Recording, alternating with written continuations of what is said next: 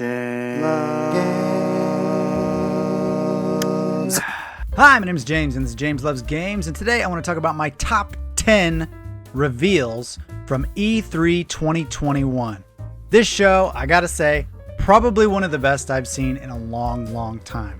Kind of bummed out because we didn't get it last year, but the convergence of these great systems that we have right now, the Xbox Series X, the PS5, the Nintendo Switch, they're all such great systems, and there are so many amazing great games that are out right now and coming out later this year or early next year, and I'm so excited. I don't have enough time to play all these games.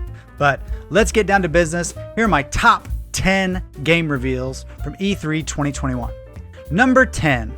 Contraband is something that definitely took me by surprise because there's really, it's a cinematic trailer. It's a teaser. There's no gameplay or anything, but I'm very intrigued.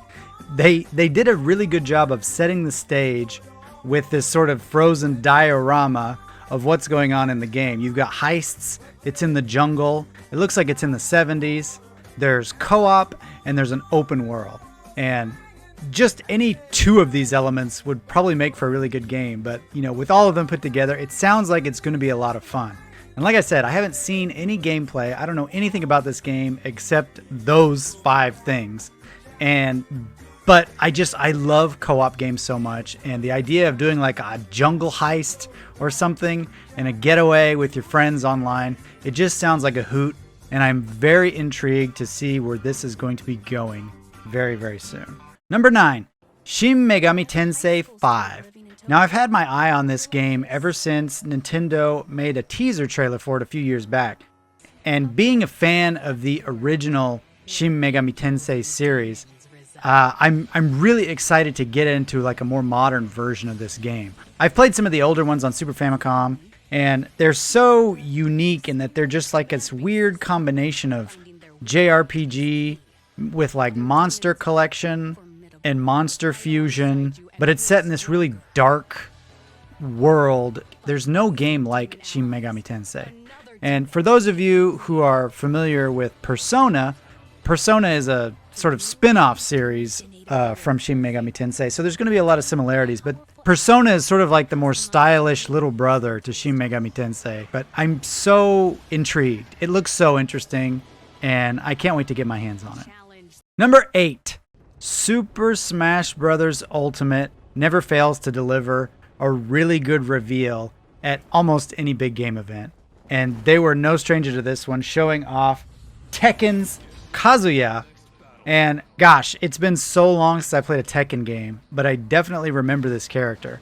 And I think this is going to be a very interesting addition to the Smash Bros. Roster, just because he fights unlike any of the other fighters in Smash Brothers. Even Ryu and Ken, while they're sort of traditional fighting game characters, they're not really like the combo kind of characters like they have in Tekken. I'm really intrigued by this, and honestly, I'll probably pick up this DLC when it comes out just for the level, because that's such a wicked looking level, and I think it's going to be a really cool place to have in the rotation.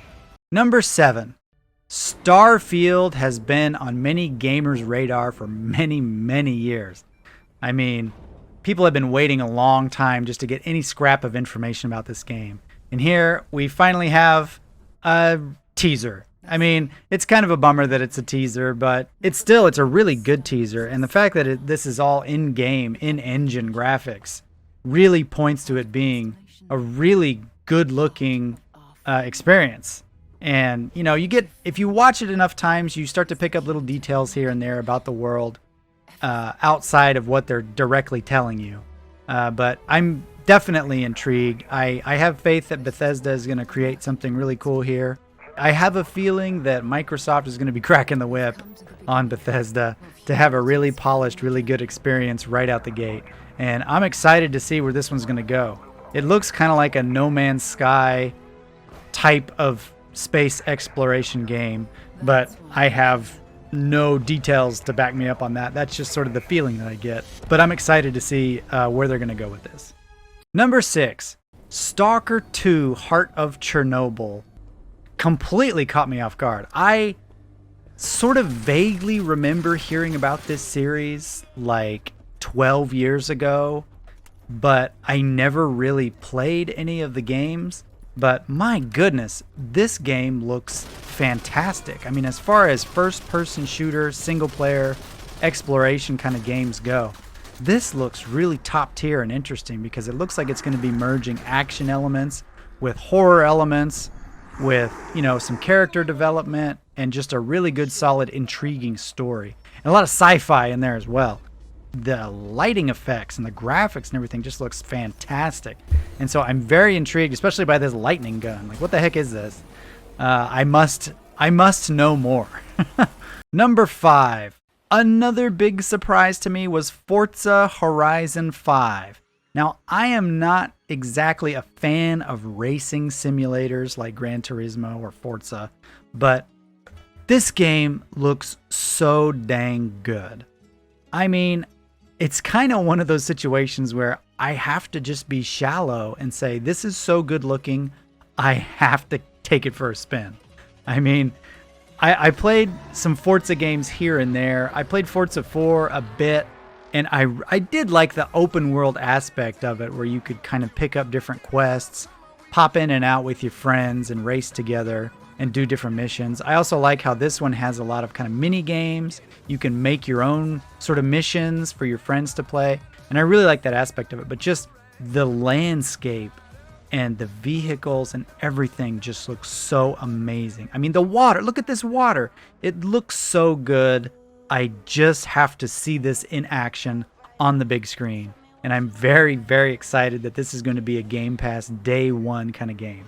Number 4, a reveal that probably everybody expected to see in some form at this year's E3, Breath of the Wild 2.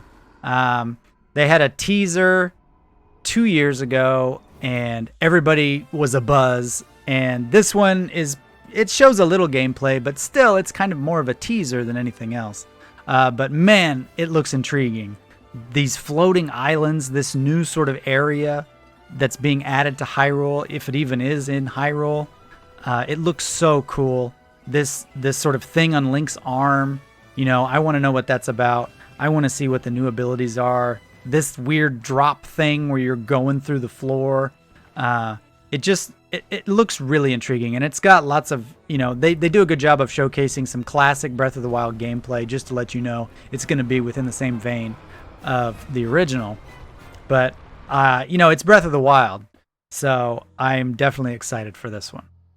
Number 3, another surprise from Nintendo, Metroid Dread. It has been 19 years since Nintendo released a 2D Metroid game. In case you didn't know, the last 2D Metroid game was Metroid Fusion for the Game Boy Advance in 2002. Okay, that was when George W. Bush was president the first time. So it's a big deal, and as a lifetime Metroid fan, 2D or 3D, I'm very excited. Of course, I was bummed that they didn't show anything for Metroid Prime 4, but at least they let us know during the show that they're working on it. You know, COVID hit hard, but they're still working on it. But in the meantime, here's this awesome new 2D Metroid game that completely came out of the blue. So I'm so excited for this one. I'm so happy it's going to be coming out later this year. It's just classic Metroid action, and I can't wait to play it. Number 2 should come as no surprise. Halo Infinite. Oh my goodness, I cannot wait to play this.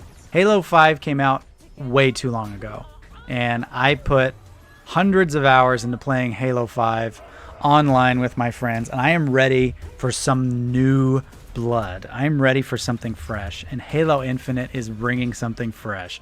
Look at all these new weapons and abilities, and just it's got that classic gameplay with just the freshness of new things to spice it up. I'm so excited to get back into a Warthog. I'm so excited to team up with my friends and strategize and, you know, capture the flag, and just I'm so excited. Like, I'm so glad that they showed this, and I am just chomping at the bit. Much like Forza 5, this one is going to be an Xbox seller. I mean, I absolutely have to get a Series X before this one comes out, but honestly, Xbox was just crushing it this year. They had so many good reveals, and with everything being available day one on Game Pass, it's just they were really playing. They were playing catch up with Sony and the PS5, and Sony's presence or lack of presence at this year's E3 was noticed.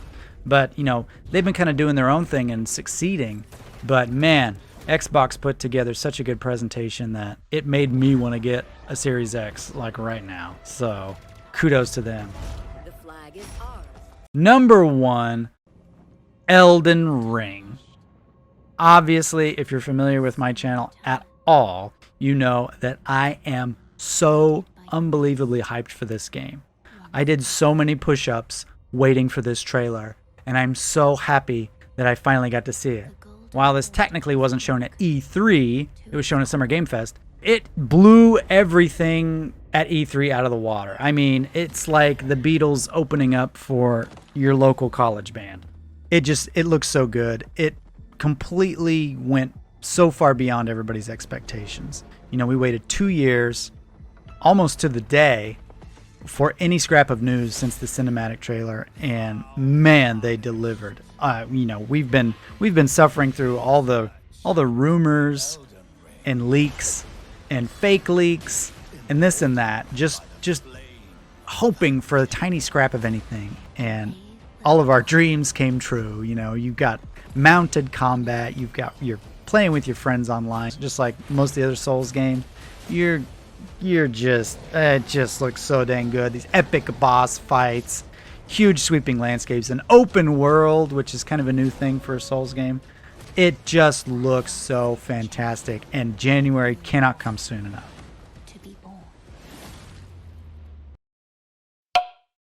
Okay, so those were my top 10 game reveals at E3 2021, but I would be remiss if I didn't at least give an honorable mention to these other 3 titles. The first one being Replaced, which is going to be coming out on the Xbox. This art style is very intriguing. I really like the pixel art of this game, but more than that, the angle at which you're looking at the game. You're at this very low angle, and the combat, the camera rocks along with you. It's a very new kind of thing. And you know, the sort of post-apocalyptic, you know, future retro wave kind of 80s robots, ninjas, whatever. I mean, they got that kind of vibe going on, and it looks really cool. So I'm very excited that this one as well is going to be on Xbox Game Pass day one. So here's yet another reason to get an Xbox. Honorable mention number 2, Plague Tale Requiem. Now, I did some live streams playing Plague Tale Innocence last year around Halloween, and I actually really enjoyed that game a lot more than I thought I would. And it's just a really good story-driven game that's kind of, I mean, it's got some action, but at the heart of it, it's kind of like stealth action where you're trying to avoid getting into a fight, but there's also puzzles, and it was a very interesting game, and I loved the setting. But look at this game. It looks so good. It looks so dang good. And if you can't tell what's going on, that's fine, because I have no idea what's going on. I don't know. I don't know that I'll necessarily pick this one up on day one. But if I happen to see it on Game Pass, or if I happen to, you know, see it in the PS Plus for whatever reason, you know, I definitely want to give it a shot, because the first one was good and this one looks to be even better. All right, finally, my last honorable mention is The Outer Worlds 2. And I'm giving them this honorable mention simply because of their self-awareness. I mean, they put this teaser together and they are basically just making fun of themselves as game developers for putting out this trailer. There's no gameplay. We know nothing about the game. It's all cinematic. And I just have to hand it to the team over at Obsidian for having such a great sense of humor as usual. So it's good to know that they've kept that intact for the second entry in the series. Well, that's it. I hope you enjoyed my list. Do you agree with my list? Do you disagree? Let me know in the comments what you thought, and maybe what some of your top picks were at the event. Or maybe what were some games that didn't show up that you were really bummed about. But thanks again for watching, and I'll see you guys next time on...